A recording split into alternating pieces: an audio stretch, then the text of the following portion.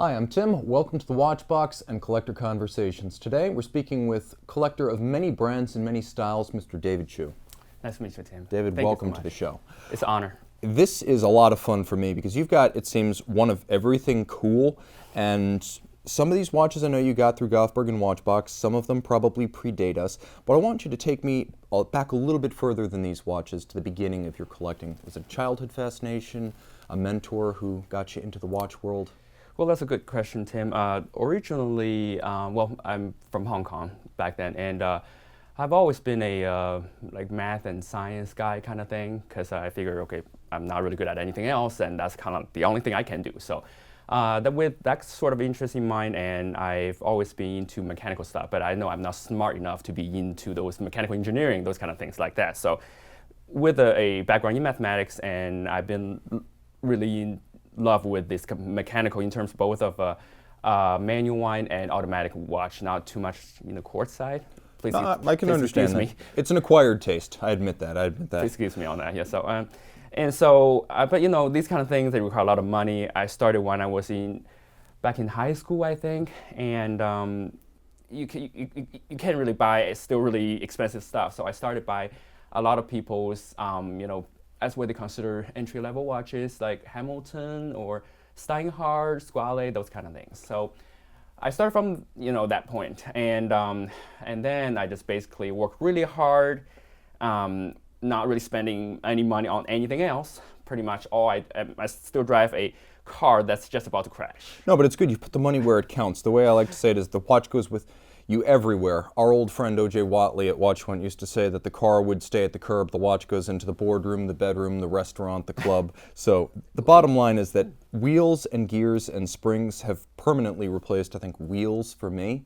So why don't you take me through a little bit of the watches that are kind of flagships and emblematic of your current collection, because you've got a wonderful spread. Yeah, absolutely, Tim.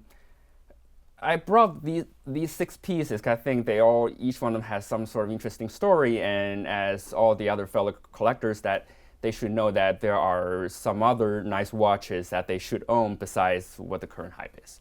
And so, how about let me start from here. And so, your newest watch. Newest in this of this group. Of this group, yes. So this is a Milgauss blue dial. A Milgauss Z Blue. So this is basically the wackiest of the modern Milgauss. Was it the history of the Milgauss? Was it the color of the watch? Was it just this particular combo of orange and green and blue that struck you? Well, kind of a little bit of everything. There are more different variations back then when we have, for the more of a current models. There are, white dial, black dial, the one with the green sapphire with the black dial, and with this current Z Blue. So I had my eyes on both the green sapphire with the black dial and with this Z Blue, and I've tried both. I think this appealed to me as to mostly to younger audience. To me, I don't know if it's true or not. This is my favorite current Rolex. You don't have to make any apologies here. I'll take that off your hands if you want. I think for me, this is easily the most colorful and charming of the current watches in the Rolex collection, because Rolex is so stolid and serious. It's almost like this is proof that they can crack a smile in Geneva. Absolutely, yes. And also, as you can tell, this is really meant for casual days or any sort of occasion. I think this would be okay, even if you're in the office. But I think it's pretty low-key that you should be able to pull out in any sort of situation. Okay. That's a watch that would be welcome just about anywhere, but this watch right here truly is an all-occasions timepiece. Could you maybe tell us a little bit about this Daytona and how you came to own that one? Yeah, I mean, for a watch collector, a Rolex Daytona is something pretty much, I want to say, everyone should have, or at least should have had in the past, because this is a really true phenomenal watch that, it's just something you must have. And right now, because the current market, the stainless steel version is just way too expensive, in my humble opinion, it's a little bit, out of reach. So right now, to me, I think two-tone looks just as nice as, even nicer in a way, because it's more dressy, and because, let's all face it, it's a sporty model to start with. So if you want to put it more into a dressy feeling, then I think a two-tone will be just right. No, and this is a great a great time period, I should say, to be fitted with a two-tone color combo, because that is a 90s Zenith Daytona. And when you see two-tone, you think 80s or 90s. So in a lot of ways, it makes the most sense to buy the most emblematic Daytona of that era, the one that really looks of that era. We all know this has the famous Zenith El Primero movement, so we know it's a future collectible, even though right now it might not be seen the way. You make a good point. That's really the last open door as a point of entry to owning a Zenith-powered Daytona. The two-tone is really the last undiscovered chapter of that story. I think collectors haven't quite reached the point where you are, but they're gonna at some point. How I see it is because right now the market is just too expensive. You want to get one of these nicer ones, you know, of course, we're not talking about the current model because they're just really out of price. So yeah, especially with the way the secondary market, you see a Daytona popping up at twice the price, you start thinking, well, what else could I buy for $21,000? Exactly, there are a lot of other choices to me. So yeah, I mean, this is a, you know, it makes a really good office watch, and I wouldn't say an everyday watch because it's a more collectible piece. You know, you don't want it to bang against the table or anything like that. So it's good in a more peaceful environment like office. So I would say so, and I'd also say that within the scope of what's available from this era of two-tone, the combination of the golden accents with the black dial and the shock of red, this is just a little bit punchier than the same watch would have been with a silver dial. So absolutely, this specific model has a lot of potency for a watch that's 40 millimeters, and it just, my goodness, it's like a brass knuckle punch to the jaw, the presence this has on the wrist. Like, this outdoes watches that are 3, 4, 5 millimeters larger in diameter, and a lot of that's down to that black dial. Correct me if I'm wrong. They have the silver dial, they have more of a slate gray sort of dial, and they have a really gold tone dial. You can go crazy with that gold dial, yeah. Right, so and plus that's the black dial is the fourth one. I've seen all of them, I've tried out pretty much all of them on my wrist before, and this one, to me, I think it speaks to me the most. Now, I also sense that you have a great spread of watches that really trace every collectible era from the mid-century with the Polaris to the bleeding edge, I mean, current catalog Rolex. Of the watches here, where'd you get started?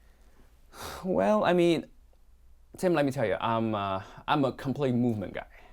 So unless it has either the history behind it or it has a fascinating movement that when you turn the watch case back, well, assuming it's a see-through case back, you're just like your eyes are popping out and you're drooling all over, and I mean those are the ones that I tend to buy. So basically I learned the movement before I learned the history. So let's put it that way.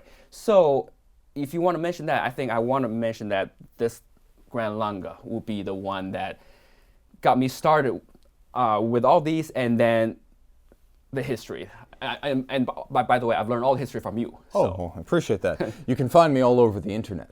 I'm the equivalent of junk mail. So, I mean, this one, I want to mention a little bit about this watch is because, well, it has quite a few points where it's pretty significant. Okay, first of all, the 42 Grand Lange, they only made it for, I want to say 2 to 3 years. Well, correct me if I'm wrong. But it was a little bit longer than that, but it is discontinued. The Grand Lange has gotten smaller in time. 41 millimeters as the current version, but for the black dial, I mean, the Lange in general, the black dial, they're considered to be more rare, collectible. It's always less common, and you know, that's one of the reasons why the Dufourograph, the Datejust rose gold with the black dial, is so desirable. An amazing watch. It's not just that Dufour owns it, it's that objectively you're going to have a lot of trouble finding it. Exactly. It's a special thing with Lange since they never do steel. Steel is almost unheard of.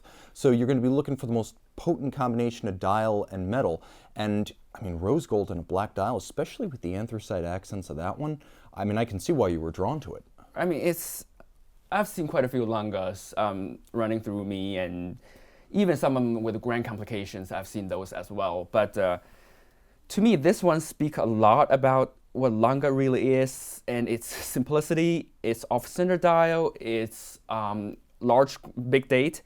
And when you turn the watch over, it's just something, even up until this moment, when I see the movement, it's like, I mean, how can such a thing exist in humanity? I mean, it's just so fascinating. It's like your own personal gallery. I'm really fascinated by the German watchmaking. That's how, because I believe their philosophy and how they treat their watches, even including some relatively cheaper models like Sinn, like Nomos. Yeah. Don't get me wrong, I think they're absolutely great fantastic values also. I would buy those over many Swiss And I know what you mean. brands. They don't look or feel like $2,000, $3,000, $4,000 Swiss watches. They feel like $2,000, $3,000, $4,000 German watches, and that's an entire school of thought and design. Nomos with their sort of pre-Bauhaus, Absolutely. and then Sinn with their no-nonsense kind of tool watch aesthetic. watch, yeah, right. It is a U-boat for your wrist.